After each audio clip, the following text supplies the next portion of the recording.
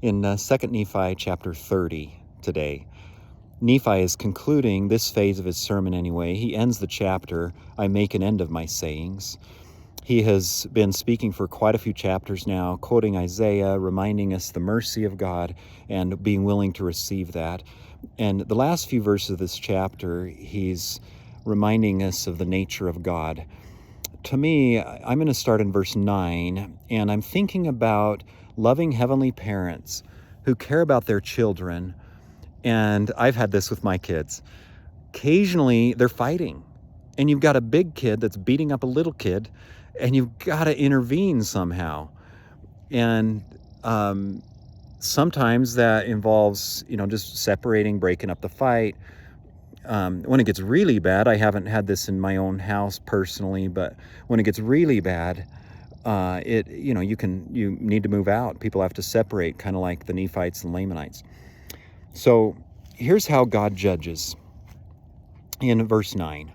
And with righteousness shall the Lord God judge the poor and reprove with equity for the meek of the earth. That phrase, Nephi is so familiar with Isaiah. That's a phrase from Isaiah 11. Equity is fairness.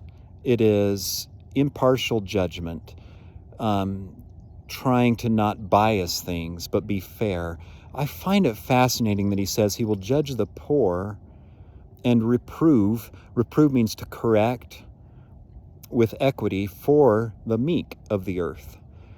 So the meek, of course, are people that are submissive and inclined to not fight back, to be soft and willing to listen and humble. So if you think about a schoolyard bully, who's he pick on? The meek, the people that are, submissive, and the poor who don't have choices, who don't have options. So this judgment is in favor and trying to help and protect the weak and the people that don't have options, don't have poor. I find it fascinating that that's a reminder of the purpose of God's judgment, or one of his purposes. And he shall smite the earth with the rod of his mouth, and with the breath of his lips shall he slay the wicked. So we get this loving God who's protecting the weak, and now he's how is he going to do it? Verse 10, for the time speedily cometh that the Lord God shall cause a great division among the people, and the wicked will he destroy, and he will spare his people. Yea, even if it so be that he must destroy the wicked by fire. We've got this balance of a God who is loving. He cares about the poor and the meek, and he is angry at the bully. He really, the people that are not being fair, that are abusing, he is going to create a great division and destroy those, even if it has to be by fire. Verse 11, and righteousness shall be the girdle of his loins, and faithfulness the girdle of his reins.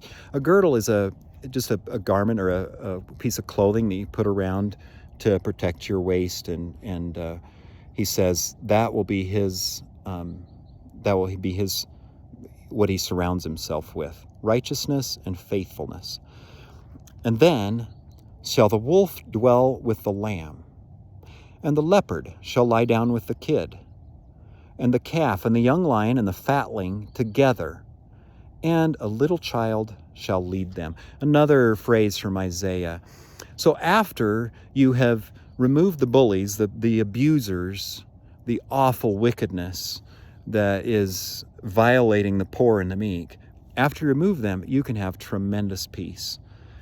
And when we look at a God who loves us, who loves his children, and we see sometimes this judgment, and we fear his judgment, this is a wonderful reminder of the purpose. He's just trying to help the people that are getting picked on, and hopefully end with a beautiful peace.